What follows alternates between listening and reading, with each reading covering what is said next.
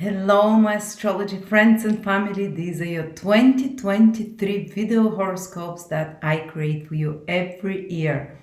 I'm so excited to be making them again. This is work of love for me. I put everything in it for 2-3 months while I work on them. And this is the intro to tell you how to work with this information that I'm giving to you so you can make the best of this. Because I don't want to just talk about generic signs. If you're Aries, I'm going to give you degrees so you can see specifically if a planet or transit will affect you. So the first thing you have to do is go to some birth chart calculator. You can use mine at astrolada.com, or you can use any other like AstroSeek. Enter your birth detail, and it's best if you know your time of birth, the minute and the hour. Then once the chart is generated, look below in the description of the chart, find out ascendant, sun, and moon. Ascendant, sun, and moon symbols or signs, and write the sign and the degree of the ascendant, sun, or moon. If you don't know your time of birth, use just your sun sign, because sometimes the moon sign also changes within those 24 hours. So those of you without a birth time who will be working only with your sun sign, you can get a lot of information about yourself.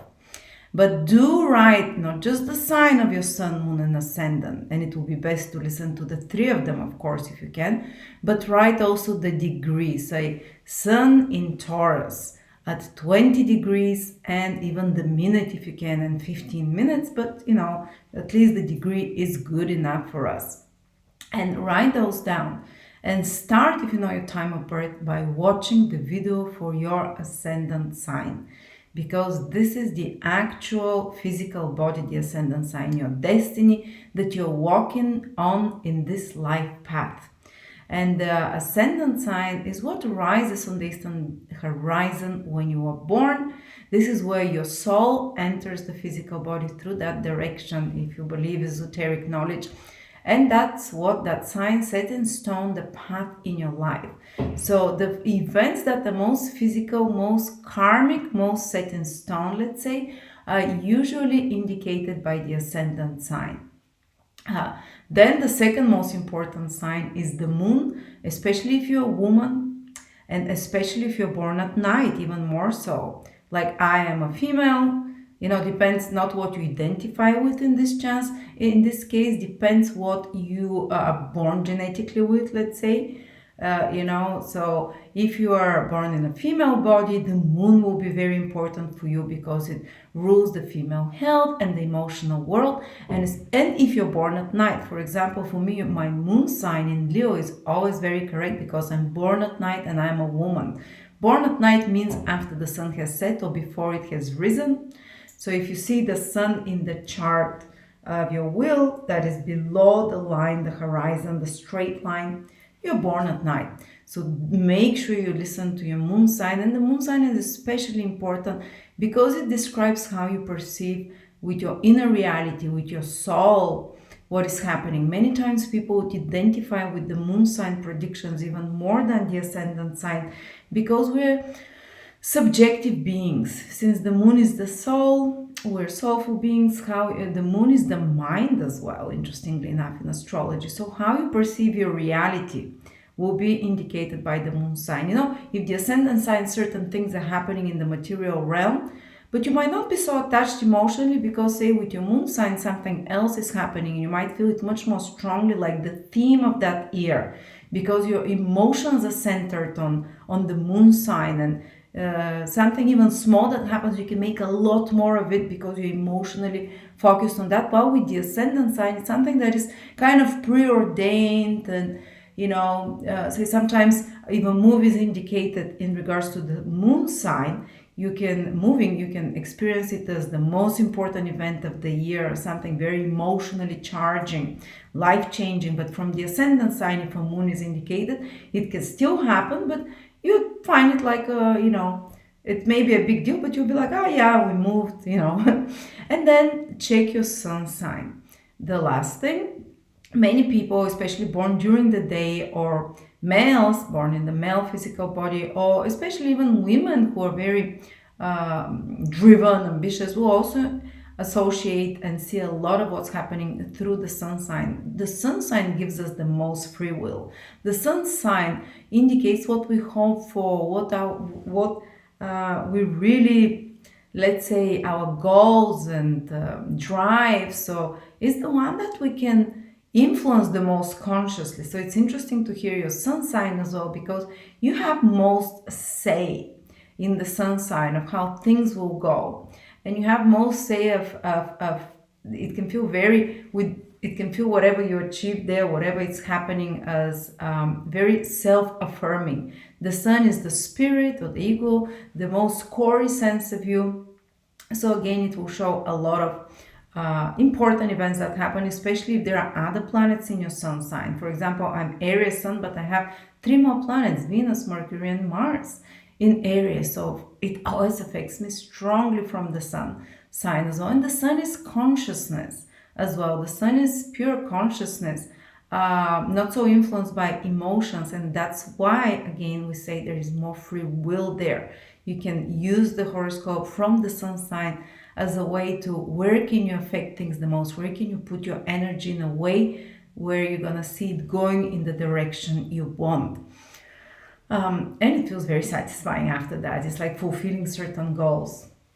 All right, so yeah, if you can watch the 3 of them, great. If you can't, just at least make sure you watch your ascendant sign and whatever you feel more drawn to. If you're a night person, the sun, the moon. If you're a day person, born during the day, the sun. But I would recommend listening to the 3 as giving most importance to the ascendant sign always, because it's the most tangible events that happen.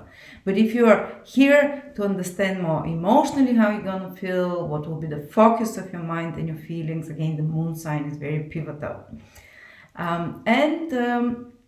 Another thing, so yes, check out those 3 signs. At the end of each video or throughout the video, I'll be giving specific degrees. So if I say, oh, Saturn will be in Pisces this year, well, not all Pisces will feel it immediately, because Saturn will be in the first 7 degrees of Pisces only. And if you see, oh, my sun is at 28 Pisces, 28 degrees, well, you're not going to really feel so intensely Saturn, but I will give specific degrees and what you're going to start feeling like it's happening. And so that's how we're going to work. We're going to see the most important influences by the planets. And to be honest, this year will be extremely interesting, 2023, because so many planets are changing signs. Saturn is changing sign. It does it only once every 2.5 years. Pluto is changing signs, and does it once every 15 to 30 years. And this time it will change sign for 20-something years. And it makes such a huge shift. You'll see collectively the world will shake up. When planets change signs, moving from one sort of energy to another, there is collapse of old things, birth of new things, but it's very shaky. Even the Vedic ancient astrologer said when the sun is changing sign, which would happen every 30 days, not to start anything big, because it's like the adjustment of the layers that's happening. So I'm not saying we're not going to be starting new things, but we'll have to, because the energy is changing so much. But it might take years until we're able. So Saturn is changing sign into Pisces, Pluto into Aquarius, Jupiter into Taurus, and the nodes are moving in Aries. And by the way, not too scary, but when there is such big shifts of planets, the last time Pluto changed sign was in 2008. Remember what happened then. So it's going to be a fascinating year. Mercury will go retrograde only in earth signs, and the earth signs are connected to dealing with and arranging our material and survival, anything for the physical body, for money, for work, for material matters. There'll be a huge focus on that. Around the world, Mercury goes 3 times retrograde in earth signs. And Venus is going retrograde this year. It's better than Mars going retrograde, by the way. So it will be, and eclipses, of course, we're going to have normal 4 eclipses.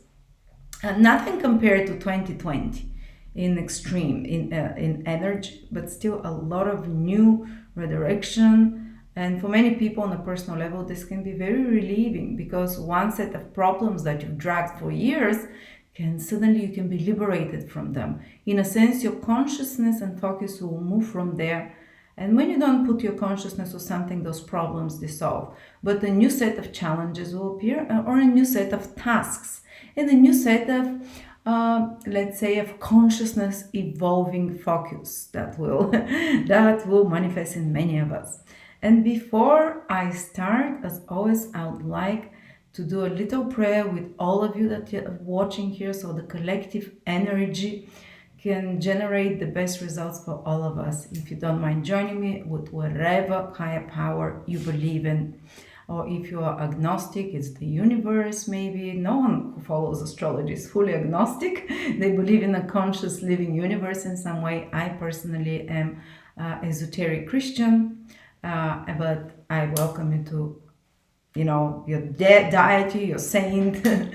Dear Divine Mother, dear Divine Father, dear Christ consciousness, all ascended masters, all spiritual hierarchies that are working for the upliftment of humanity, our personal guardian angels and departed loved ones that are working from the higher dimensions for the improvement and betterment of the world and our own personal life.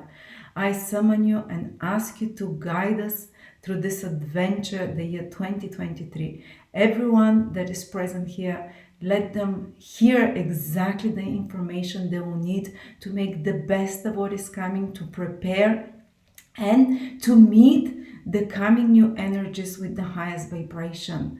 And whatever challenges are coming, God, please let us be able to transform them to the highest good of everyone involved around us.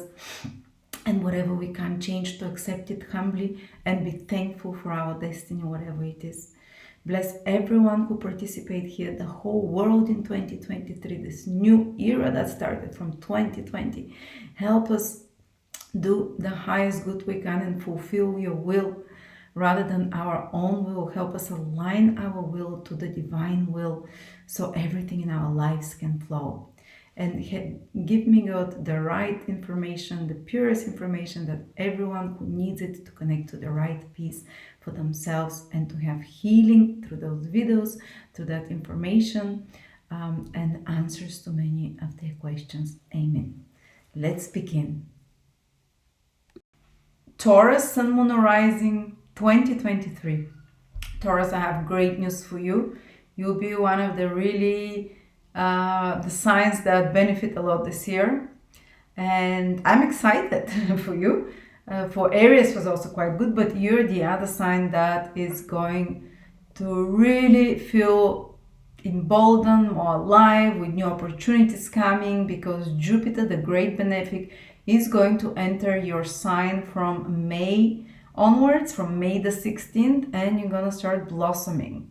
You're gonna feel alive again, full of energy, full of inspirations. You know, when things align, like when there's no driving spots, but you find one on time, when you're at the right place at the right time, well, that's what Jupiter will feel like for you entering into your sign this year. But let's backtrack a little bit. There's another good thing, that Saturn is leaving your 10th house for the last 2.5 years. From April 2020, and you all know what happened there, Saturn has been in your 10th house. It's usually the top of the horoscope. It can be a bit, and it's been squaring Taurus. So early born Tauruses, maybe in 2020, they had challenges. Middle born in 2021, and later born Tauruses, 2022. They all went through different challenges, often through authority figures, institutions, connected to career, connected to their goals and plans and ambitions. Maybe things were a bit slower. Maybe they were building something visible. Maybe they were building their careers.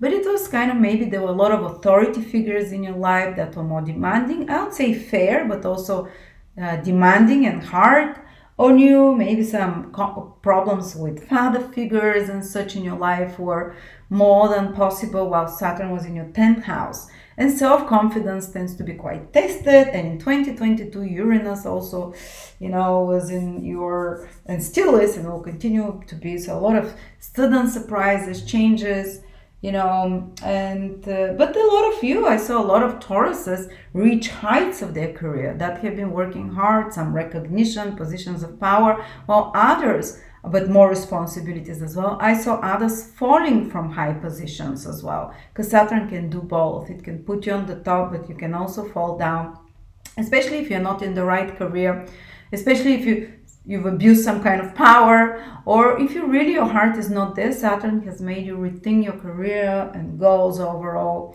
Or if you're in the right career, it just gave more challenges, so you can kind of systemize it, perfect it, streamline your career, put better structure there, or your business. I remember when Saturn was in my 10th house, it was a tough time because I was doubting myself about my skills as a leader, as a business person, but I did a big rehaul, changed the whole website, the whole structure of the business. It was a lot of work, but it paid well. And I really hope that by March the 7th, Saturn still stays in your 10th house, and you still have the possibility to see maybe by the time it comes out or starts coming out this spring, you'd see the results of your hard efforts pay off. And for some Tauruses, I saw that there was a lot of blockage in their career, maybe as a sign that it's not the right field for them. I saw a lot of redundancies for Tauruses, people with Taurus Sun, Taurus Ascendant in particular, I've seen a lot, but also a lot of positions of high authority that they achieved with more responsibilities. But if you've had any problems with career when Saturn, or with your worldly responsibilities, or with institutions, authority figures, from March the 7th, Saturn leaves your 10th house, and the work environment, the career becomes easier, not so heavy, not so stressful, not so demanding. You start seeing results more of it. You start feeling less out of your comfort zone, so to speak. And I hope, if you still want to restructure something in your career, till March the 7th is the time to streamline it in some way, or change it. Saturn is reality change. Change it to something that feels more aligned with you. Slow changes, small changes. Saturn doesn't want to rush. But then Saturn moves from the 10th house for you and goes into the 11th house, which will be making 6th house to Taurus rather than squares. For the last 2.5 years was making squares. It's a bit tough. If you're Taurus Sun, Moon, or Rising, you'll notice with the Moon in particular, you might have felt challenges with the family, with place of living, with feeling like fitting, with emotional relationships, feeling lonelier. My husband is that. So sometimes Saturn's been squaring his Moon and he's like, do you love me still? I'm like, yes, my love. It's like makes you feel, when Saturn squares Sun, especially Moon, emotionally like kind of heavier, lonelier with the Sun, doubting your self-confidence, But Saturn moves from then, starts sending supportive aspects from Taurus from March the 7th till 2025 or 6 almost, for 2.5 years after that. From 2023, 2024, 25, almost till 2026.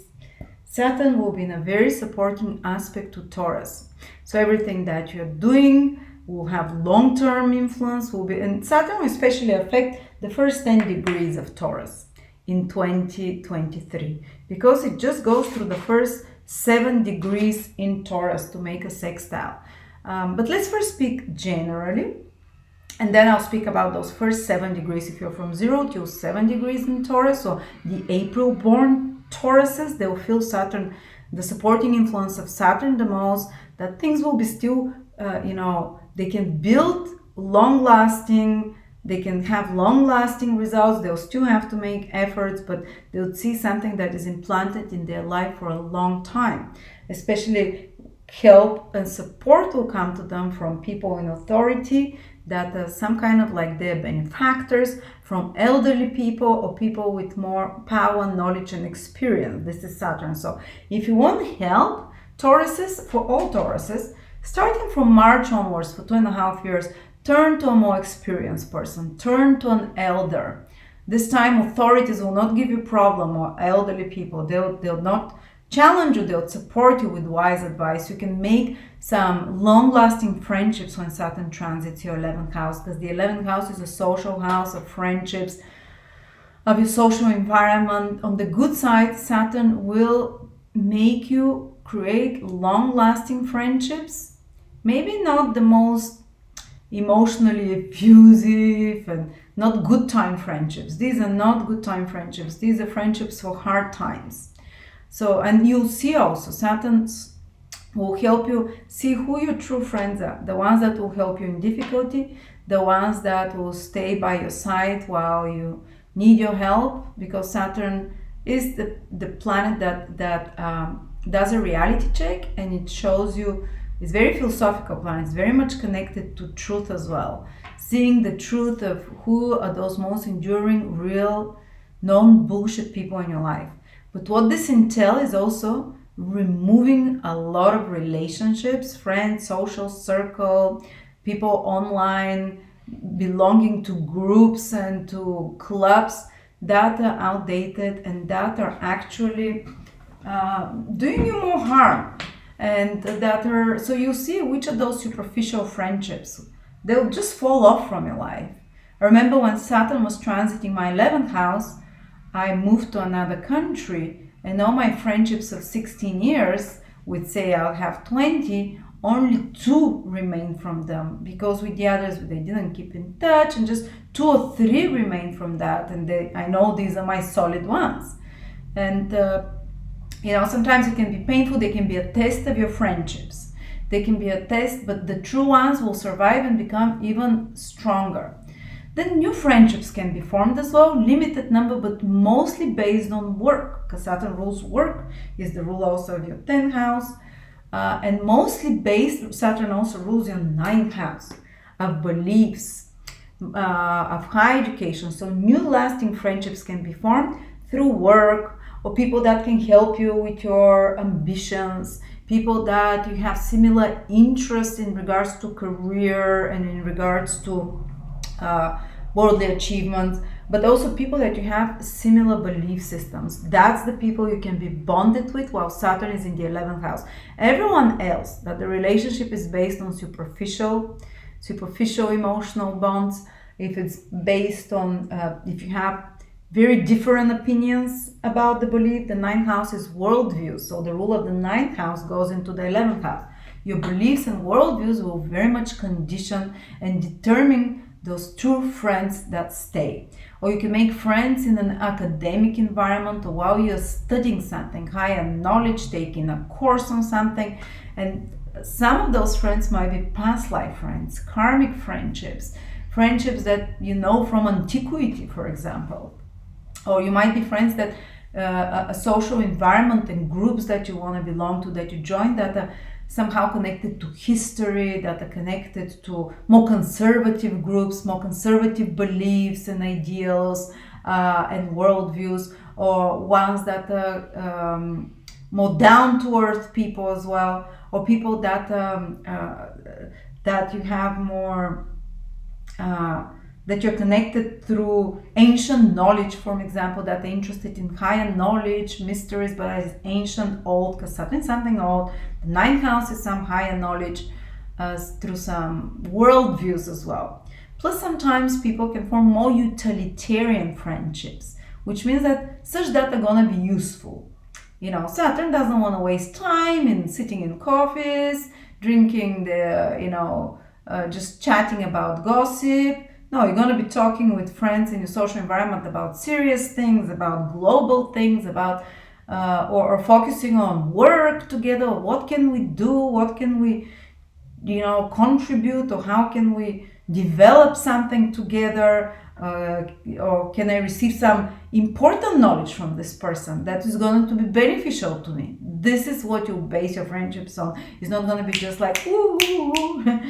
It's reality check for those things. And Saturn, again, is the death with scythe that cuts off the dead meat and leaves only what is necessary. Might feel a bit lonely from time to time. It's as if you don't have as much fun, because Saturn is opposing the 5th house of having fun, and because Saturn also rules work, and it rules your 10th house of career, worldly responsibility, impacts your social house, the 11th. So a lot of your social interactions will be more around more serious things or worldly responsibilities. Or they will be decreased and diminished because of duties of some sort, because of work responsibilities, or because you're building some big project. 11th house is working on your goals and dreams. The rule of the 10th house of career and your highest highest aspiration goes into the 11th house of putting efforts into fulfilling a dream or a goal. And usually those dreams and goals are social or economic, socio-economic, either to impact the world in some way, to gather large groups of people around you, to create new clients, to some of you will be redesigning their clientele, restructuring it, redefining who your clients are, redefining who your audience are if you're someone in the public eye, maybe even downsizing it, but only with the right and loyal people. To be honest, when I had Saturn in the 11th house, my audience grew a lot, but in a more specific niche, and a lot of people left because they were like, they didn't like the new direction I was going on, but the right ones came. So, and you might be working on some large goal of yours. And that's a great time because Saturn really helps you be structured and step by step, because long-term goals, big goals, which is the 11th house, it's a Saturnian house. It takes long time. You need the support of the environment. You need more resources. You need more time. So whatever your goal or dream is for more social influence, impact, 11th house is business, for business as well, or for economic gains. The 11th house rules gains, earnings, income. Then you'll be working slowly towards it for the next 2.5 years, starting from March onwards, March the 7th. A person becomes quite, I like Saturn transiting the 11th house. It might be a bit dry socially, might be a bit less fun, but one achieves a lot towards their goals, especially if you have your head together. And as I said, people in authority or kind of people with more experience tend to help you. The right people appear. It's not so much time to go around and have fun, but it's maybe build a community based on similar ideals, the rule of the 9th, build a community around you, a friendship group, build on similar ideals and belief systems and similar work, and do something together with a group of people, for example. That can be very good. Do some important global scale project, or you might join some very serious organizations that are dealing with poverty, Pisces, that are dealing with the disenfranchised, that are trying to help the world to stop poverty. I don't know. All those are possibilities. Not all Tauruses will do that, but for business owners, that's a very serious time of business, that when the business can progress slowly but surely, for very long lasting results. Again, there might be some downsizing of clientele, but finding more the right clientele, the more quality clientele. Can be hard work on marketing, advertising, reaching audience, more strategic, more focused, more simple methods. And so on. And also, sometimes a person decreases their income a little bit when Saturn transits the 11th house, or someone has to work a bit extra hard to maintain the same income. I think this will change when Jupiter enters your 2nd house in 2024. It will expand financial opportunities and so on for you, Taurus.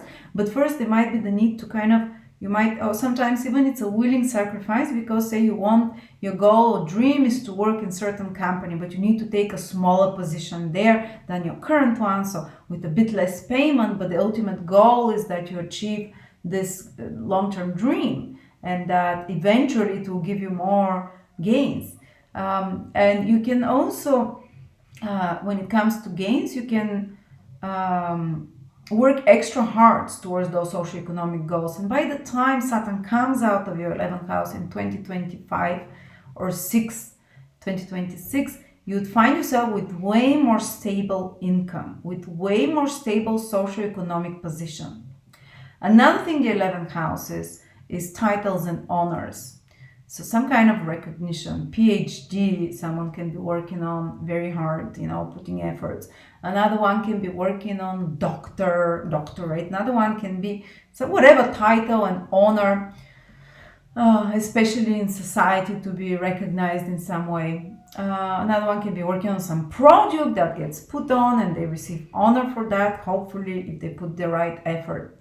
Now, in extreme cases, though, when Saturn is in the 11th house, and if that's more of the karma of the person, making more difficult aspects from the 11th house, one can get like socially disgraced or can feel like really alienated socially and lonely, can feel like people around him don't understand him, that and it doesn't mean you're the bad person. Maybe because of your belief systems you might feel that you've been really alienated from social or society. Some people might even be so much aware of what's wrong with society when Saturn transits the 5th house, because 11th house, because the 11th house is the big trends, the big fads, the big trends, the big geopolitical world events that are happening. And Saturn there makes you a bit like a philosopher and makes you see more of the negative things that are happening. It makes you become more dissatisfied. It makes you a bit more even conservative in those beliefs and those views. And makes you kind of critical, and you can see what's wrong with society, what's wrong with the business, what's wrong with an organization, what's wrong with a group, what's wrong with the people around you. And that can alienate you from others. So you might willfully decide that this crowd is not for me, or living in this city is not for me, living in this society is not for me. I want to find a place where society is more authentic, or where society is more aligned with my belief system, because Saturn again rules your belief systems, the 9th house. So you can feel and you can see such things as well, and some crisis coming to your social environment and your friends, your extended circle because of such matters. And it can also mean change of your social circle because of traveling, the rule of the 9th in the 11th, or because of foreign relocation, or even more foreign friends in your circle with more experience and based on your belief systems together. Or you can see friendships based on, I forgot what I was going to say. Sorry. Okay, so I think that's enough of Saturn in the 11th house, and that's a good time to think deep and hard where you want your income to come, and to put a lot of efforts into that, especially to secure more constant and more regular mainstream incomes. I remember when Saturn was in my 11th, I developed a few, because my work is astrology, I can't think of anything else, but I developed a few other sources of income from astrology. I developed 4 or 5 other projects during those 2.5 years that are staple now. Yes, I did a lot of work, because Saturn in the 11th house can make you work a lot, but now I don't have one source of income doing readings, I have 10 different ones, and a lot of them I developed during Saturn in the 11th house. So you develop some kind of different streams of income, so you can finally be more secure after that. Even if I don't work for a month or two, it's dripping from somewhere, So I'm just giving you great examples from my life to encourage you how you can use the best this energy. Saturn from my 11th house was making only trines, so it happened very easy for me, with hard work but easy. For some of you, when Saturn makes hard aspects from that 11th house, can a little bit be more challenging. There might be more resistance from your clients or from your audience, if it's hard, making hard aspects. But if you really believe in it, you have to persevere, because whatever you're developing now is very much aligned with your beliefs. The rule of your 9th house, you believe, your ideals, and the 10th house, again, the highest, the vocation you have, is in the 11th house, to make things happen, to introduce it to the public, to give it to contribute to the world in some way through mixing together your knowledge, the rule of the 9th house, your beliefs and outlook, and your mission, the rule of the 10th house in the 11th. Give it to the public. So now is the time to do those important things, guys.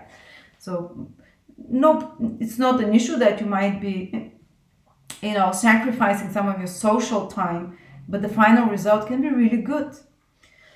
And then moving from there, I always like to speak about Jupiter, but before Jupiter moves in Taurus, Pluto will move from your 9th house to the 10th house. For the next 20 years, from 2022 till 2044. That's a long time. Very few Tauruses will feel it immediately. Mostly the early born Tauruses, which means born around the 20th of April, 21st of April, 22nd of April, or those who have the ascendant or moon in the first 2-3 degrees of Taurus. But let me give you a quick count, and I'll talk specifically about Pluto after for those first 2-3 degrees at most. But when Pluto moves into the 10th house from your sign, it means it will be squaring Taurus for the next 20 years. And Pluto moves in March 23rd, stays there till June, the middle of June, then goes back to your 9th house to revise your belief systems again, and then comes back to your 10th house. And so what can I tell you?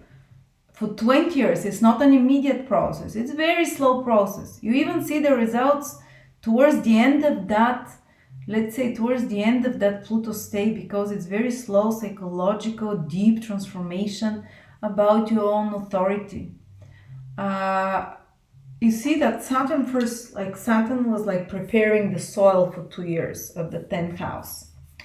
And now the real deep plowing comes. Saturn was preparing the sides with herbicides, the soil, whatever, tilling. Pluto comes now, it's time for the deep plowing of anything, your perception of authority, people in power. I think Taurans will be some of the most rebellious people in the next 20 years about authority, about government control. On one side, they can be the ones that are seeing through the dirt and evilness of those of power very strongly, and the government, the pressure from the government that's coming, because 10th house rules those things, that can be pushing them to make some of the most incredible transformations by adopting the right careers. You'd see over the next 20 years, starting already from 2022, a lot of Tauruses drastically transforming their careers, their missions in life, their direction in life. It might not take a few months, it might take years for some of you. And coming into their own power, because Pluto cannot tolerate lies. Saturn is as well. Saturn is like, Saturn is showing you when it's there, something's not working with my career, the direction I'm going, there's too much authority over there. I don't agree with certain other things, or I don't like that. And maybe you start making some changes. But Pluto comes and you can't stand lies or fakeness or abuse of power or abuse of anything, any abuse of the truth. You can't stand it. So I see Taurus people, Taurus rising, Taurus sun people in particular, even some with the moon, that will be one of those fighters against suppressive systems of power, against abusive system, abuse of power of any sort of those on top, because that's the 10th house. Just like I saw a lot of Aries till now. Pluto was in the 10th house of Aries. So I'm Aries, so I just came out of that. I was fuming since 2008 when Pluto entered there. Every kind of, I could foretell it's just like Pluto gives you almost psychic abilities to foretell the trends that are coming through the government into the world, the 10 houses, the world there. And you're going to, and how you react, the ultimate power. First, you might feel powerless in the face of authorities, a boss, a father figure, whatever, someone with power more than you. First, you might feel like almost raped and powerless. I'm not saying immediately from March 23. March 23 it will happen. Some will feel it a bit later, some from earlier on, but you have 20 years for this full realization. And they first feel overpowered, and then it might be some external force that you feel like, I don't have power over that. I feel controlled, I feel overwhelmed by that. And you first feel smashed. That's how Pluto first acts. And then Pluto brings you back your power. And how it played for me is when Pluto was in my 10th house at the very beginning was the first economic crash. And I said, the governments are gonna wanna crash. I immediately felt there's something evil there in 2008. They gonna crash again everything. They're gonna wanna take full control. And I said I need to be independent. So while Pluto was in my 10th house, I developed my business and I took my power back, in a sense. So the ultimate goal of this Pluto through your 10th house is to take your power back from the system, from oppressive person in your life, or people, overall towards authority. And in some extreme cases, you'll see on the other side Tauruses that are doing exactly the opposite, that are oppressing others. Those that have power, or sometimes even small people that they're on the small scale mentally, they can become draconic, they can become dictatorial, they can suppressive of others. So you'd see even people in politics with strong Taurus, that gain positions of power and that are using these positions of power in a ruthless way. But Pluto only allows this for a certain time. It has 20 years there, and you'll see like some Tauruses that are abusing their power over people and over others. They'll have first incredible rise and then like a spectacular crash, like destruction. You would see such people with strong Taurus who are abusing power be smashed in some way. And people who have given their power away, you see them getting empowered and taking it back through their career, through their worldly actions, through their actions towards authority, gradually empowering themselves and going towards the truth. You'll see a lot of people with Taurus in power, though, that are coming over the next 20 years. You see, it's the age of Aquarius. I see a lot of, and I believe Tauruses are meant to be guardians of the age of Aquarius. Because you see in the Taurus horoscope, Aquarius is right on top of the chart, which means the boss. So a lot of Taurans, but it's not going to be bosses in a hierarchical way over the next 2,000 years. We're talking long term. It's going to be in a guardianship way because Tauruses will do it through the earth. Tauruses are most connected to the earth, to what the earth needs, to the resources of the earth. They'll do it through guardianship of the earth, and they'll reach very high positions. But we're still not to those times, not to that vibration. We have 2,000 years to do it. So I think you'd see two extremes that are happening in the lives of Tauruses in the next 20 lives. Getting power, and you will receive power. And what you would either, if you're someone that's usually used to be powerless, you'd be somehow pressured into claiming your own power by confronting with very powerful and very ruthless authorities of some sort, but also by and you decide to forge your own and do some will of feat in regards to your career and your position in the world. Because Saturn can make you really achieve a world, a feat of power, but not without power struggles and not without a lot of inner conflict and crisis.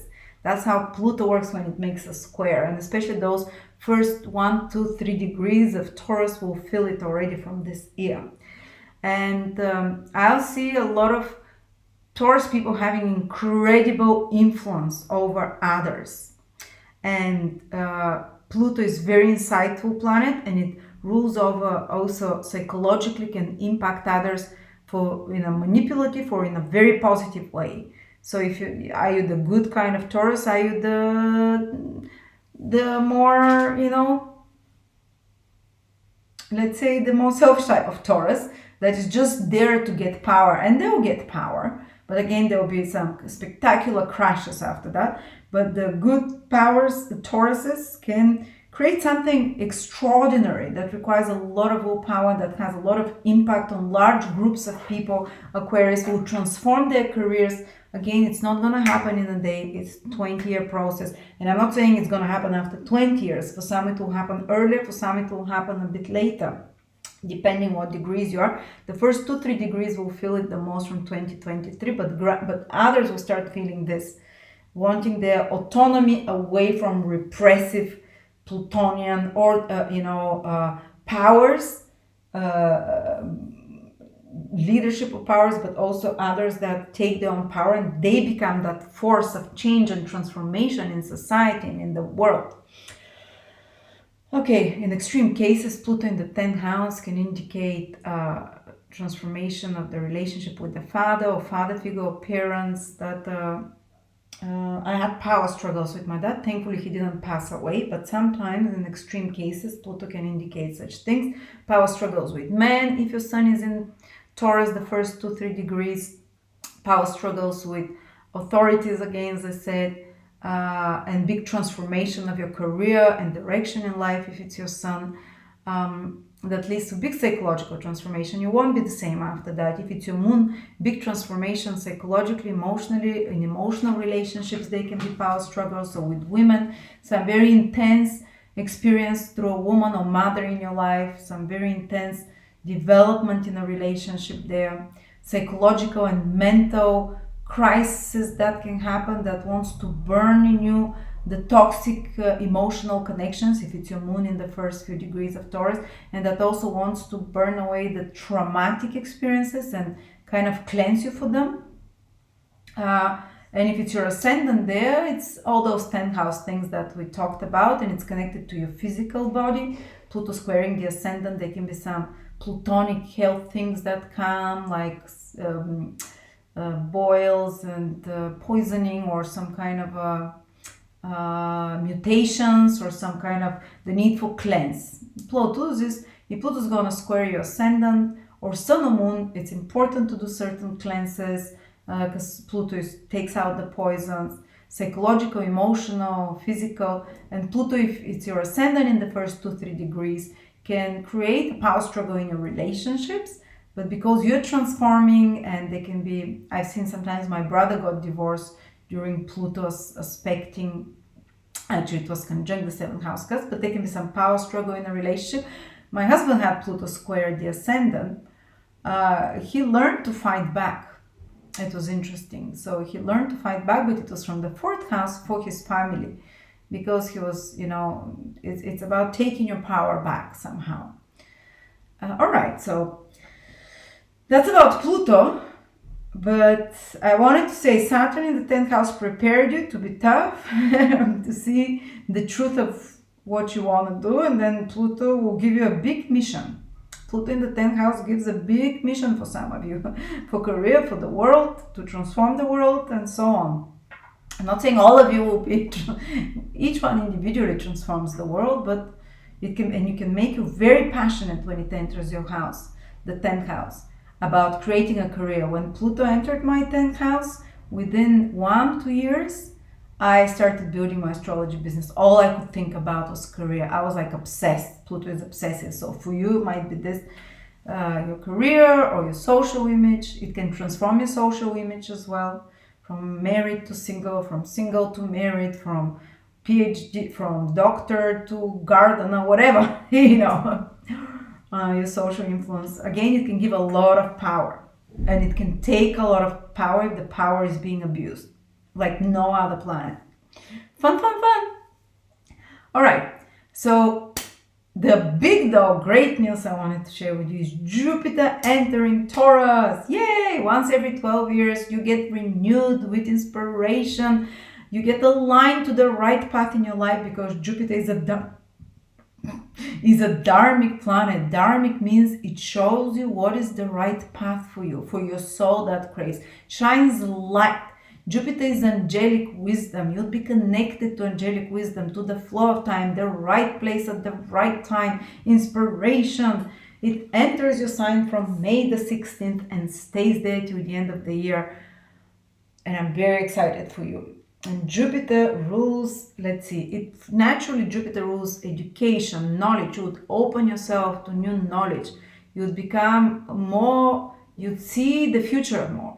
You'd see the trends the more. Because Jupiter is the natural ruler of prophets, the ones that gives you a higher perspective. Not like you'll be psychic and you'll be hearing sounds or telling you about the future. You just suddenly feel like till now you were in the forest, and now you're above the forest, and you're like, oh, I see. That's where things are going, and you'll see the trends in the bigger way. So almost like prophetic kind of, you'll know what is the right thing, where things are going, and you align yourself and you open yourself to the right opportunities because of that. The right opportunities will come to them, but you'll notice them. Opportunities are always around them, but very many times our mind is not focused there. But when Jupiter enters your sign, you become like an antenna for those opportunities, and you're like, how didn't I see this before? And a lot of those opportunities can be socio-economic. Why is that? Because Jupiter rules your 11th house of gains. You see how there's similar trends. Saturn already starts working on from March on this 11th house of how do I become a socioeconomically stable, more lasting, more in build structures there. Well, Jupiter, the ruler of the 11th house, comes into your sign, so you get a lot of new ideas, like new ideas for economic participation, for business, or also through friendships. Some friend can come and help you. Benevolent friend, Jupiter, that inspires you in some way, a benefactor that helps you. Or you can start again this theme of the rule of the 11th in the first. You can really push you to work on some long-term goal and dream that you're inspired about, that you're excited about, and make you fulfill it or make you start the beginning steps. Jupiter also rules your 8th house. Now that is gains from others. Could it be that Jupiter can bring opportunities, and 8th house is the stock market, 8th house is mutual funds and trusts. Some of you can bring some opportunities that you can recognize, or money to you that comes to you from a partner, from another, or other people's finances and resources that you can see as an opportunity, as a resource for you to do something about. 8th house is the house of hidden knowledge, astrology, the occult, seeing in past lifetimes, getting answers to very, very deep psychological questions, the origin of the world, occult histories, astrology, the mysteries of the world. And Jupiter is knowledge, and it comes to you. A lot of Tauruses might feel incredible desire and enjoyment to learn such kind of mysteries, astrology, or some psychology, or do some research or study, because Jupiter naturally loves to learn and study. Or you can take classes or courses. Jupiter loves to study with a teacher, take classes on stock markets, on finances, 8th house rules, on matters concerning the economy. The Jupiter rules the 11th house. On matters concerning 11th houses, politics, economy, any kind of systems as well. So I think whatever you want to learn, no matter, this is fantastic time from May onwards, May 2023 onwards. Opportunities to travel can appear, where you can make friends while you travel as well. If you go to a foreign place, you can make friends and you can discover some secrets and mysteries. Well, the ruler of the 8th coming in the first is a little bit disruptive as well. There can be some sudden changes that Jupiter brings, but they bring opportunities. And those sudden changes, to some extreme cases, might be even the passing of friends or the passing of someone. But it's somehow you'd find some value in that, and you'd find some, even if it's shocking, or you can even benefit to that. And 8th house rules inheritances as well. Some of you might even receive some inheritances, insurances, taxes, something with taxes, but again, it goes positive, beneficial. And there might be some reversal in life. This is the 8th house, so some deep psychological realization that is very healing, and some past trauma, and some trauma that gets suddenly resolved in a sense. The ruler of the 8th comes into the first house. You know that sometimes it can work this well, but overall Jupiter rules more wealth, more opportunities, opportunities to invest in mutual funds. Let's include that 8th house again, opportunities to participate in the economy more, in the trends that are happening, to become more viral. The 11th house rules things that go viral in media, society. So you can be very clued to those things and see them. But overall, be open from May the 16th to new ideas, new opportunities, beneficial influences, doors opening. I would advise you to take initiative during that time, because it's not going to repeat for another 12 years. And the Tauruses that will benefit the most from Jupiter in Taurus are those born from 5 till 15 degrees in Taurus. 5 till 15 degrees in Taurus. That would say probably from April 24th till the 10th of May, if you're born approximately, even a bit more on both sides. Important dates for you will be September, around September the 4th, when Jupiter turns retrograde. Some important events escalate then, connected personally with you.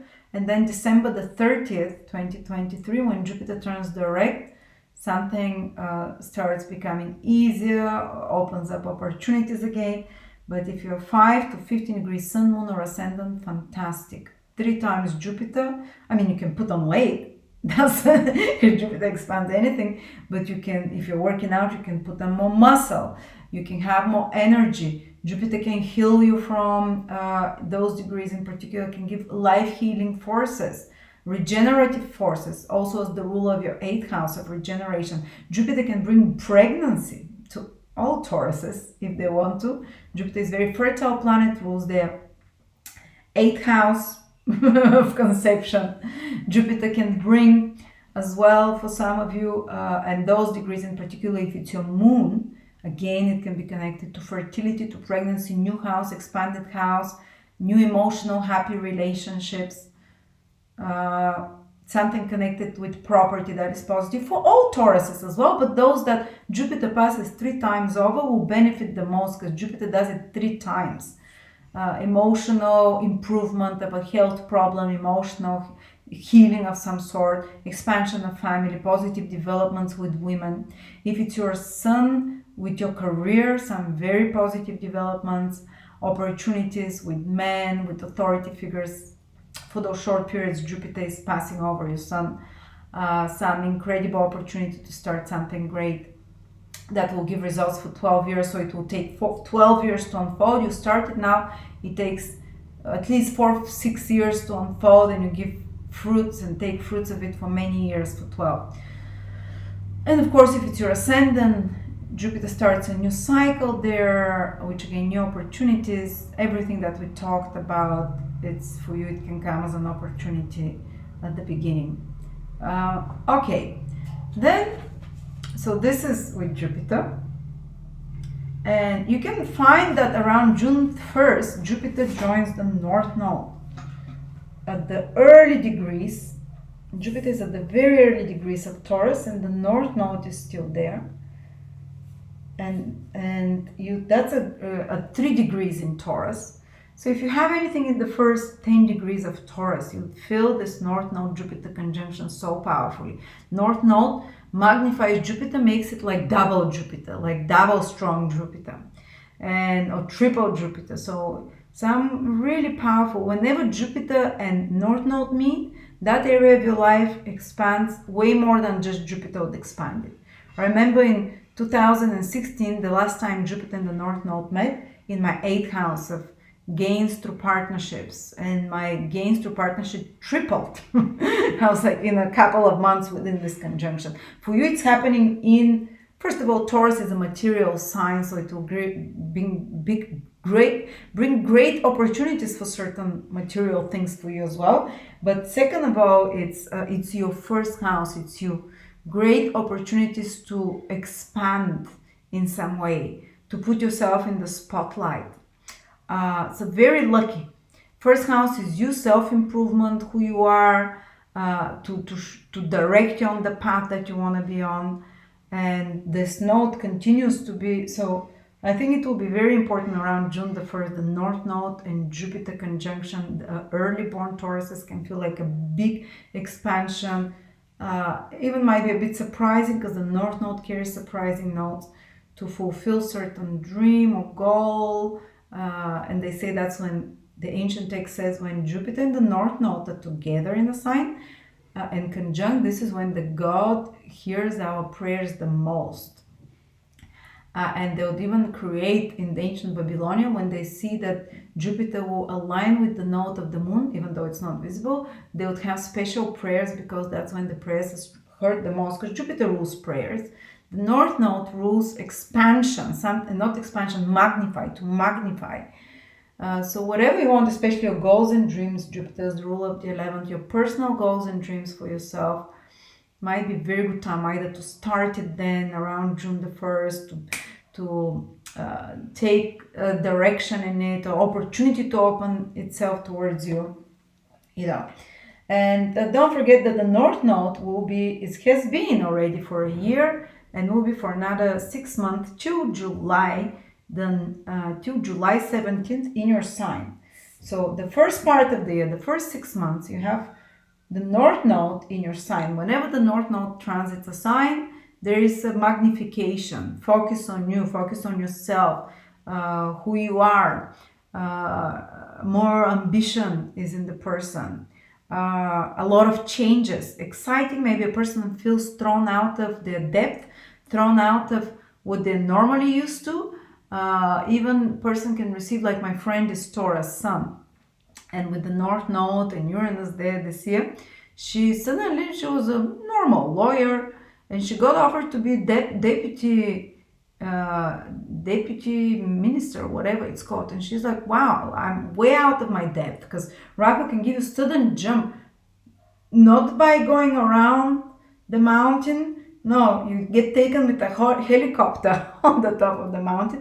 So she was made a deputy mayor out of a normal lawyer, and there are thousands of lawyers here, and she was like, whoa, I feel out of my depth. But and then the government changed, so within a few months she lost it, because Uranus, Rahu can be very sudden. It can give you something, then take it, but then because she's been to that high position, it opened a lot of horizons now, and they're considering her for even higher positions and so on, for mayor and so on. So you see, it can really take you from one level to another very fast, and it continues to be there. Especially the early born Tauruses will feel it in 2020. The April born Tauruses will feel this North Node the most, or those who are the first 10 degrees, 10 to 15, 10 degrees in particular of Taurus. And then the South now Node is in your 7th house, which is kind of weakening relationships somehow, relationships with partners, or maybe distancing you, maybe dissolving certain relationships or contractual obligations to others, letting go of trying to control relationships or others, and learning not to control those things, learning to accept it as it is. This is the South Node.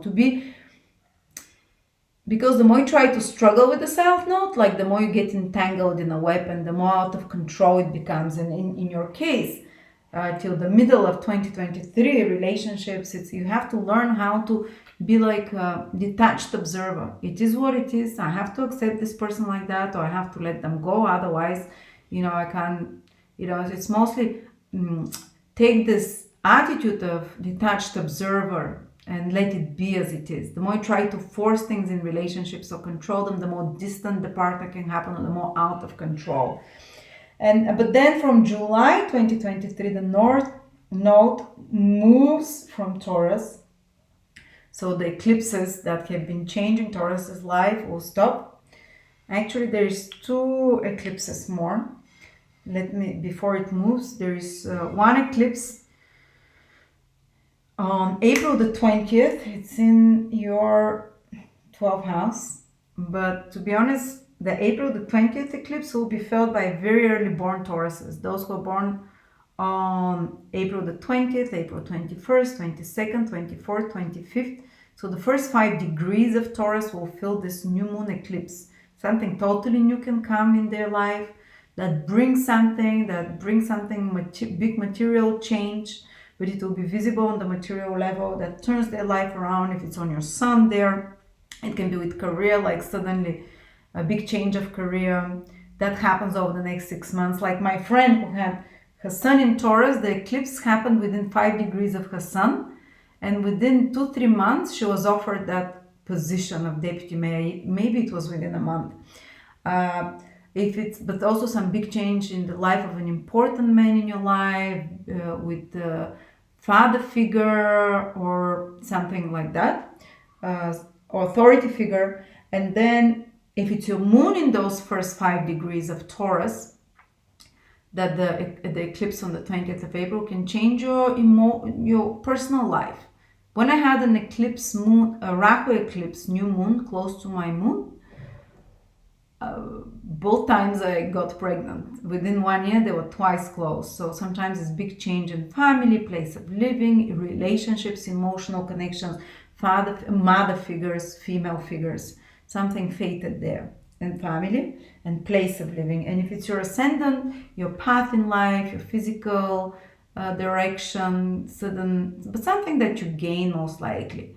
In case, sometimes in extreme cases, can mean be careful with your health, because it can be, sometimes these are the exit points.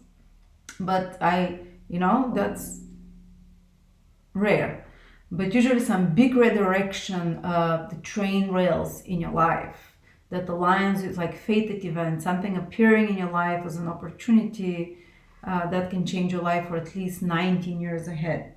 Then the next eclipse is on May the 5th, and it's in Scorpio for you. It's the moon one with south node, May the 5th. So a month before or in the next 3-4 months, there can be again a possibility to let go of a relationship, to release a relationship, or to complete a relationship, or to complete a contract, or to complete some and see the results of some work you've been doing in collaboration with another and let it go.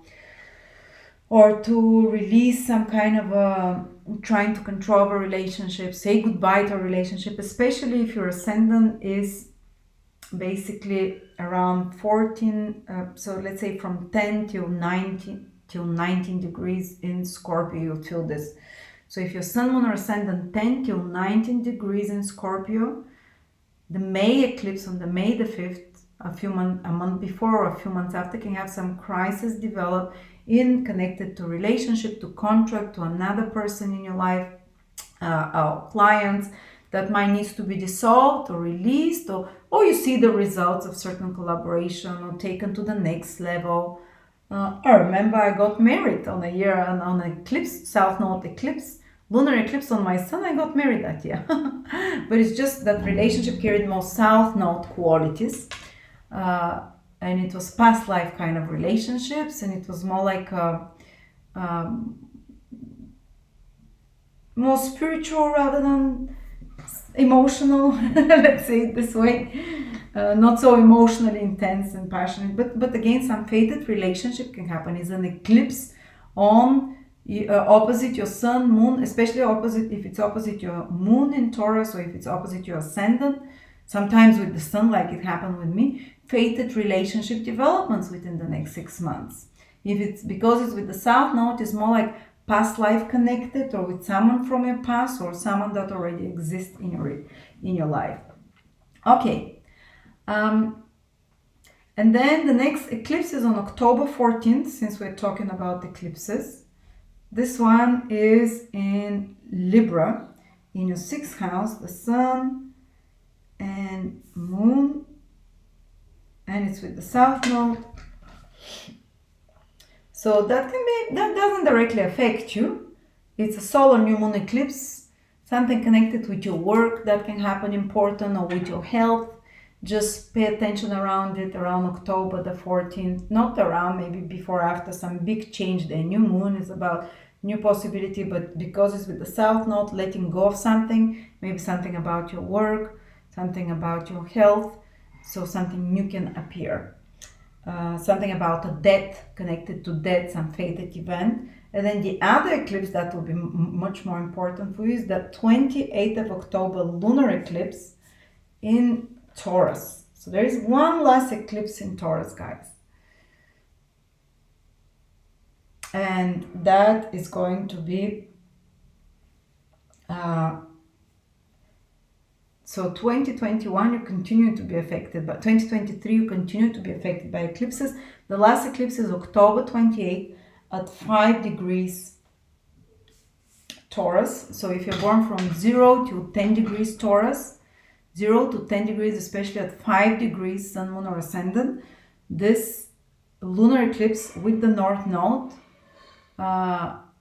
indicates the completion and receiving something. Because it's with the north node, you can get something as the results of your previous action, something that you've been doing already. You can see the results completed and end it after that, or be rewarded for that.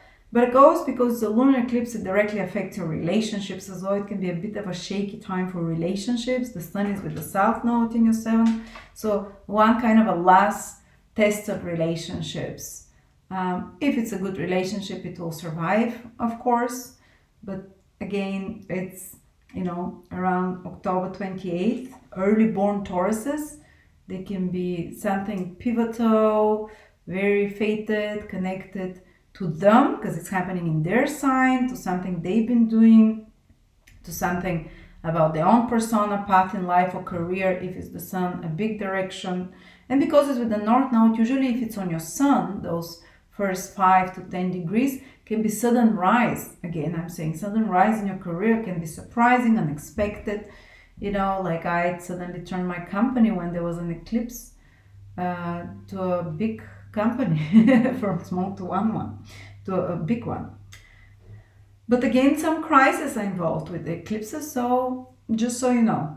And of course, you have to take care of your health around October 28th, a few days before, after. Don't do risky things, don't do medical procedures. I would say even on October 14th, but October and May 5th, when the eclipse is opposite your sign. So May 5th and October 28th, a few days before, up to a week after, don't do anything kind of very risky things like medical procedures, and if fated events have to happen, they will happen, but don't, you trigger them. Okay, so, but from July, basically the nodes are going to move from your sign, so it will become way more easy. Only Jupiter remains in your sign from July the 17th, only Jupiter. So you'd feel such a relief. I mean, first Saturn moves away from square with your sign from March. The pressure on the late-born Tauruses will ease, they'll feel relieved. And then there is some pressure on the earlier-born Tauruses because of those eclipses in October, and the middle-born Tauruses because of these eclipses in April. But once the nodes move out from your sign, like this shaky energy, they're fated, like everything can change any moment. This is the nodes, this is what eclipses do. It goes away and you feel like a cloud, like a crazy storm has finished. Well, Uranus is still in your sign, but we'll talk about that, but only a few people will feel it. But Jupiter is helping so much, especially those Tauruses. All Tauruses will feel it because Jupiter vibrates there. They'll feel more uplifted, more positive, but 5 to 15 degrees Taurus, you're in for a lot of good stuff. And Venus goes retrograde this year from July 22nd till September the 3rd, but its influence in your 4th house will be all the time from June till October, almost till the end of October. It stays there till October the 7th in this area and the same degrees in Leo. So one area of life that will go quite pleasant is because Venus, even when retrograde, it tends to give good things, will be your personal life, home life, family. Something good can happen with family.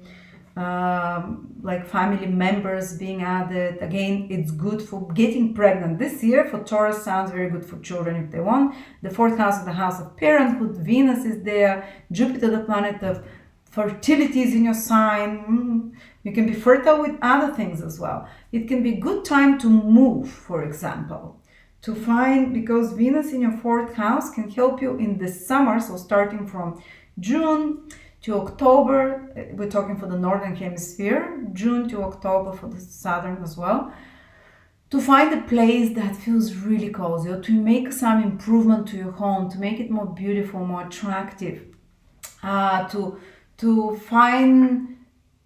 settle down, to create a beautiful home. While it's retrograde from July 22nd till September the 3rd, you can renew something, redo it there. Of course, retrograde planet can create some tensions with family members, but only Venus wants to make things more harmonious and more loving. So some things can come back from the past to be set and discussed with those loved and family members, but so you can find peace and you can forgive each other and give more love to each other. In extreme cases, if there is no cooperation from a family member, there can be some kind of a important decision there to change something. But usually Venus helps us be more compromising and kind. And you can do something beautiful around your home, find the right place, find a place where you belong, or you can go back and visit your home, country of origin that you really feel connected to. See parents you haven't seen for a while. Reconnect with them, reconnect with extended families around that time. Have good times on holiday with family. Venus rules you. Venus, you're Venus. You'll be there, you'll be rethinking, where do I want to live? What consists of comfort? Maybe I should do the garden differently. Maybe I should grow my own food. Maybe I should garden, all those domestic home things, lifestyle things, how you feel. And also Venus can give you more peace, more inner peace when it's in the fourth house. Can make you feel more zen, because the house of emotions can make you like host parties at home or enjoy domestic bliss of some sort. So you can reconcile with family members or parents. You can fall in love with your origin, start researching history or your family traditions and your cultural roots, your family trees. You can find out some important but also healing things about your past. You can work on healing the childhood drama of your early family and really forgive and release as well, because Venus is very healing. Some emotional healings can happen and be released during that time, and forgiveness. And you can, I think all in all, emotionally, psychologically, it can be a good time. What else does Venus rule for you? It rules your 6th house, going into the 4th and 1st. Okay. So that's about Venus being retrograde. It's going to be retrograde from 12 degrees in Leo till 29 degrees of Leo. So any Taurus born from 12 degrees till 30 degrees will feel this very strongly. And all those things that we talked about will have very strong Venusian influence. And of course, Venus hard aspect sometimes can make us be a bit lazy, indulge, rest more, take it easier. But I don't think Pluto in the 11th house will give you the chance, because person is ambitious when Pluto is in the 11th, works gradually, slowly towards its goals. But this summer you can take it easy, relax. Jupiter is in your sign. Venus is making an aspect to your sign. This, even though it's a square, it's still an aspect, still a lot of the Venusian things, pleasant times, relaxing times, enjoyable things. You feel more of them. Plus, your Venus, and Venus will be in Leo the whole summer and autumn almost, like June, July, August, September, October, so you would have more of this fire in you. You'd have more of this wanting to have more fun, wanting to be more center of attention, or be more playful, more affectionate. Just all in all, I'll see you becoming more affectionate, and that translating somehow onto your family. And some of you might revise their relationships with family, might revise their parenting skills and make them be a bit more softer and gentler parents in some way. If they're too gentle and soft, they might want to, revise that. If they're too indulgent, giving candies and whatever their kids want. So Venus there can help you revise this, but not in some heartbreaking way. It's more like, I see a different perspective. I realize something, or have realizations of the type, my family has been doing this and this. Now I see for generations, I see why I have the same patterns, and saying, okay, I'll try and change it. The first thing is realizing it and saying that I want to rebalance that. So these are the most important things. But of course, let's quickly mention Mercury. Mercury retrogrades this year is happening only in Earth signs, guys. And you're an Earth sign. So Mercury's, let me put everything here. So first Mercury retrograde will be in Capricorn. So it's very supportive retrogrades of Mercury in trine houses. The first one is the first 18, 20, the first 19 days of January 2023. It's retrograde in your ninth house. All the time, revision about your belief systems. Maybe there might be some kind of a confrontation about what you believe and having to retract something or to speak out to explain yourself about your beliefs, but also revisiting some old educational material, rethinking your about your qualifications, pre-qualifying, rethinking where you're gonna study or what you're gonna study, rethinking your future, editing some educational project or working super hard on some ninth house project, legal papers connected to foreign travel, or preparing or editing some educational course or teaching course. As I'm talking, Mercury is retrograde in my ninth house, and I'm really working on those videos which are educational and predict the future. Ninth house is that, and rethinking where our future will be with how the world is and making plans. So this kind of stuff can happen. Some important conversations with father figures or teacher figures of some sort. Maybe getting in touch with people, foreign people, faraway people that you reconnect with as well. Also rearranging your, putting more order in your educational processes. And nothing extreme, but Mercury is very supportive. This Mercury retrograde is making a trine to Taurus. So most Tauruses will benefit through revising something that will go easy, editing something, fixing something, putting order into something. It will go very easy for them. Then the next retrograde is April 21st till May the 14th in Taurus, from 5 till 15 degrees. Interesting, exactly the degrees where Jupiter is retrograde. Will be retrograde later in the year, September to December. So September till December, Jupiter is retrograde, but the second Mercury retrograde is working through the 5th to the 15th degree in Taurus. So again, these people are, I don't know why the universe decided to work on you a lot this year. 5 to 15 degrees in Taurus. 5 to 15 degrees, Mercury is going to be retrograde in those degrees. Now, from there, Mercury will be making a conjunction to Jupiter and kind of sextile, not even sextile yet to Saturn, but it's making good aspects. So I really hope it's a good, there is nothing negative, because Jupiter is very close to enter Taurus. It will be, Jupiter will be just here and Mercury will be very like going back and forth.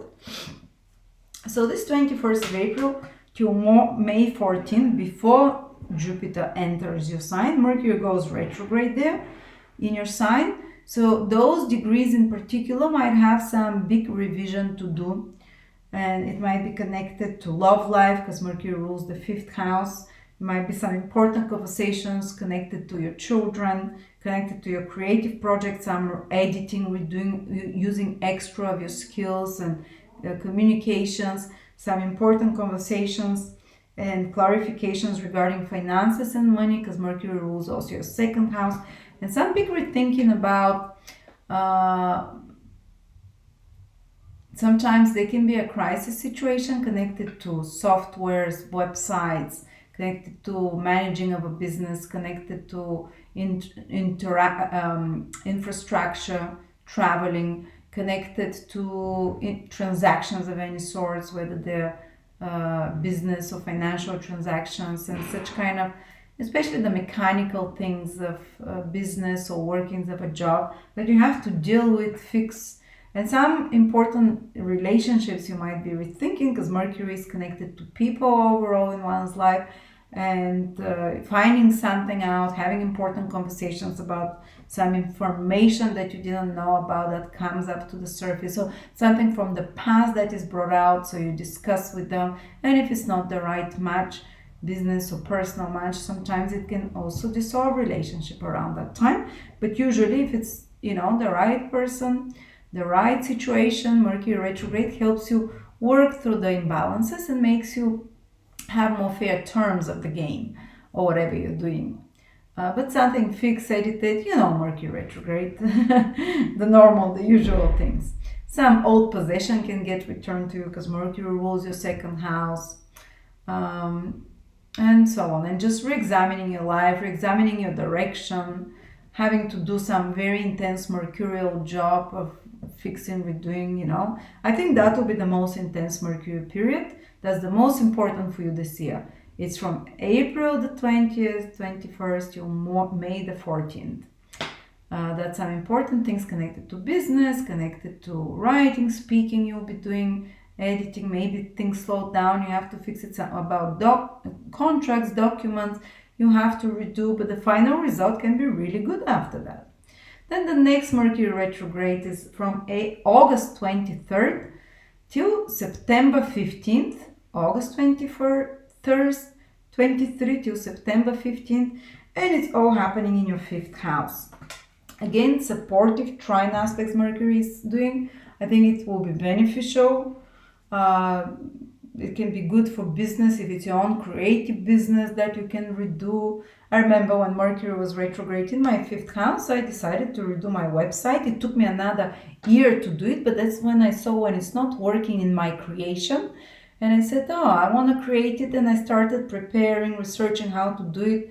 You know, that was the initial process. So it can work out like that. You see something that's not working in one of your creations or business, and you redo it to make it more efficient, more effective.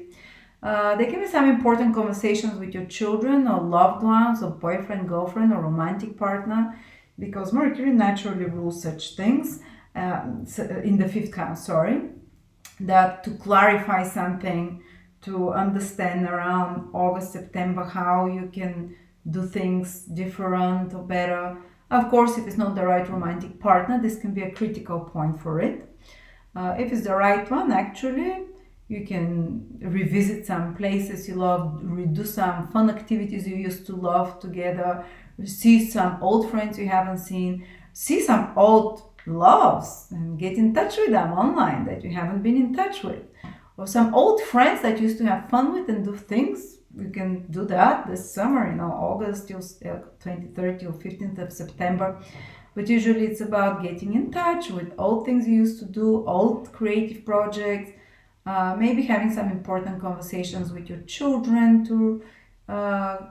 being more involved with communication, some activities with your children that requires more attention and focus, and so on. And then the last Mercury retrograde happens from the 13th of December till January 1st, 2024. So the second part of December, Mercury retrograde again in your 9th house. And again, making only trines to you. 9th house, again, maybe some educational project, revising, studying. Seems like always around December, January, first in 2023 and then in 2020. The end of 2023, you're doing similar stuff. Maybe it's some educational project, rethinking education, rethinking, getting in touch with people from foreign countries, from abroad that you know from before. But again, anything mercurial that you do especially during the January 2023 Mercury retrograde, the August 2023 Mercury retrograde, and the December 2023 Mercury retrograde, anything mercurial, writing, speaking, communicating, business, transactions, education, it will turn out fine because it's in lucky sign. It's making trine. It's usually, I've seen Mercury retrograde periods from trinal houses are very beneficial for anything business, education, organizing stuff. So these things good, even if it's stressful during the retrograde. So there you go, Taurus. What else? Let's see now specific degrees. I've been giving specific degrees all the time, but now for the Uranus, Neptune, and Pluto. Okay, now Uranus has been in Taurus since 2017, but this year only a few types of Tauruses will feel it. Only Tauruses born from 14 degrees till 23 degrees in Taurus. They're going to feel the Uranus transit.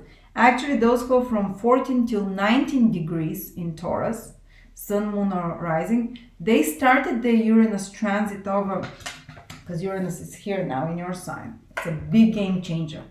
This transit will happen once only in your life, no more. Whether it will pass your sun, moon, or ascendant, those who are before 14 from 14 till 19 degrees in Taurus, Uranus started transiting already your sun, your moon, or your ascendant in 2022.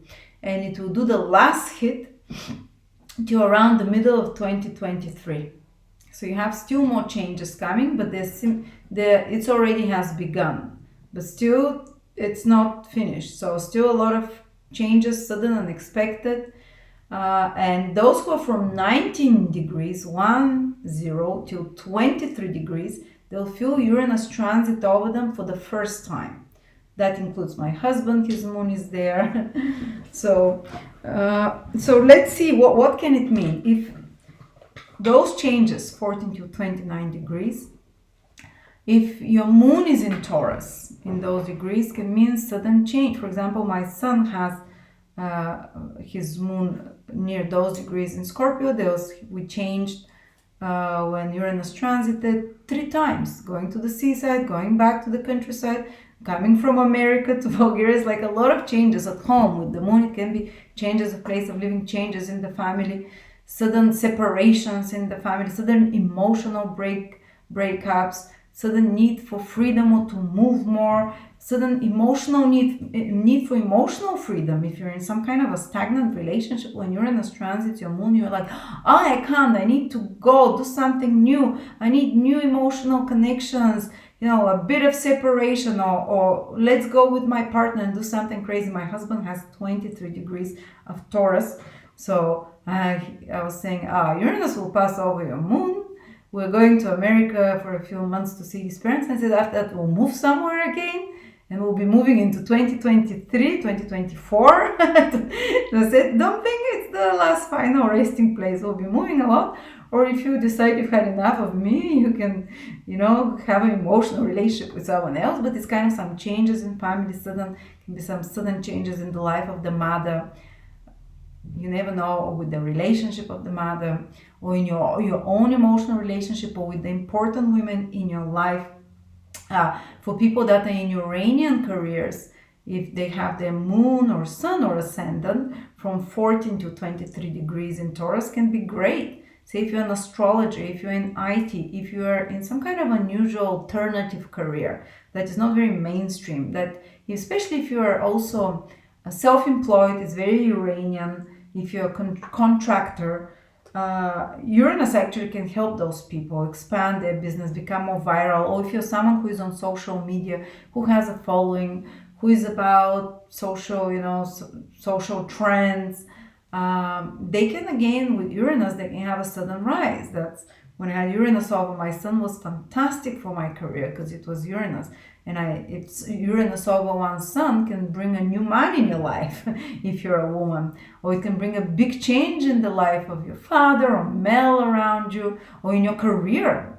Like if you're not, Uranus likes more freedom. Uranus can push you towards more independence and freedom if you're in those degrees, which can be very disruptive while it's happening, because some suddenly leaving all securities, but somehow Jupiter is helping you, guys. Jupiter is in your sign, so don't be afraid this year as a Taurus, even if you're those degrees 14 to 23. Don't be afraid to take leaps of faith, because there will be opportunities. There will be opportunities unfolding for you, and it's about embracing the new, being a bit bolder, a bit crazy. Of course, don't be an asshole. Uranus sometimes can make some people become very wayward and selfish. I'll do what I want and I don't care. Don't go to that extreme, of course. But also don't say, I can't do this because I don't want to disgruntle certain people. Or if you feel you're being stifled, Uranus is all about, I want freedom. I've been in this prison enough. And if you're not acknowledging that, whether your sun, moon, or ascendant, Uranus will disrupt your life, will throw you into the freedom without you knowing, will throw you out of a marriage, will throw you out of a job, will throw you out suddenly out of a relationship, out of a life situation, out of a place of living, because it's not authentic and the vibrations don't jive anymore. Uranus raises the vibration within you so high that if it's the wrong relationship, the wrong career, the wrong whatever it is, Sun, Moon, or Ascendant, the wrong path, the wrong lifestyle, the results are so like you feel you're dying. Sometimes some sudden onset of disease can happen when Uranus comes if you're really resisting to make the change. And it tells you like you have no option now. Something that flips your life around. Sometimes hormonal issues, crazy with the moon and so on. But also very new energy. Uranus is the energy of new. So if you're 14 to 23 degree Taurus, and Jupiter is influencing close to those degree a lot, and Uranus, you'd feel like a brand new being. Yes, it can be disruptive. Yes, starting something totally new. But it's going to be very exciting as well. You might feel like a high schooler. Oftentimes, Uranus is the planet, it is the Eros. It rules the Kundalini, and the chakras is Saturn, but the energy, the electricity that runs up the Kundalini is Uranus. And that's the erotic energy. When people have Uranus transit, sometimes they like a teenager, So for suddenly someone, and it's not necessarily that they'll stay in your life for long, but you just need some big move and shift. And sometimes the universe does it to us from another person, but the awakening is happening in you. So interesting times, guys.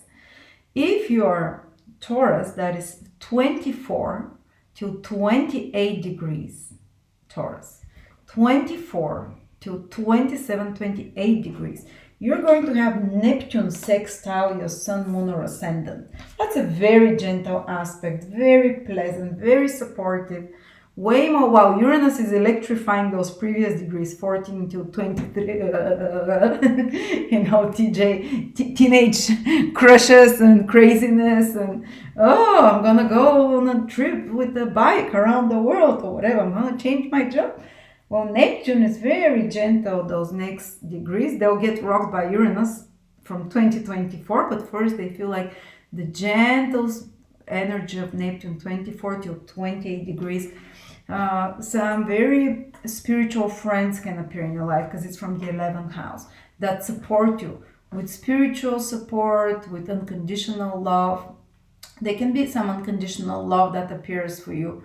Can be towards a friend, can be to another person.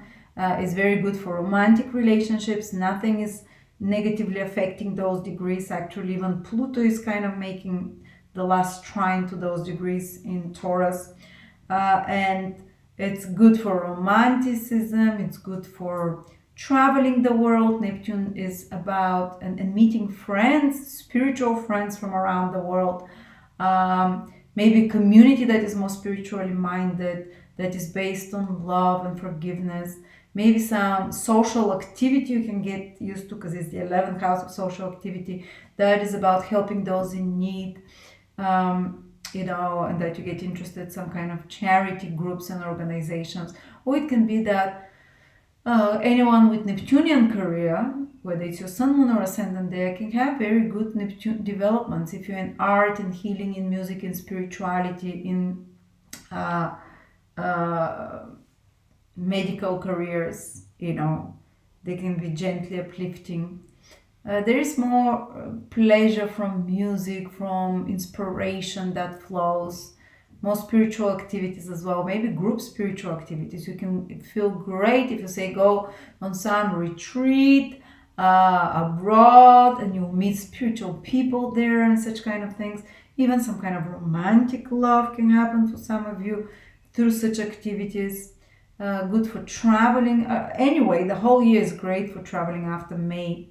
For Tauruses, because Jupiter, the planet of traveling, is in your sign, but Neptune, the other planet of transatlantic and whatever faraway places and unknown places. So even for spiritual activities, they'll flow very well for any creative activities and romantic endeavors without the deception, because it's a sextile. You'll see everything in more rose-colored glasses, but not in a way that harms you. It's just everything will have a softer edge to it. And then finally, Those Tauruses that are in the first degree, we talked about Pluto, the first 0, 1 degree of Taurus, maybe 2 will feel it as well. They have Pluto square. But the first 0 degree, and I talked a lot about that, that can be now more intense. You see how every Taurus will feel very different things. The Pluto thing can be clashes with power figures, authority figures, intense interest in conspiracy and going to the bottom of things and investigating and not tolerating untruth and not tolerating abuse of power. But first, such situation should be created for you to think about those topics. Some kind of intense abuse of power, something can happen in your life, or crisis situation that makes you think about Plutonian things, about life and death, resurrection, life after death, about a great time when you have Pluto transits. By the way, study the occult, study astrology, read about life after death. So you manifest that energy.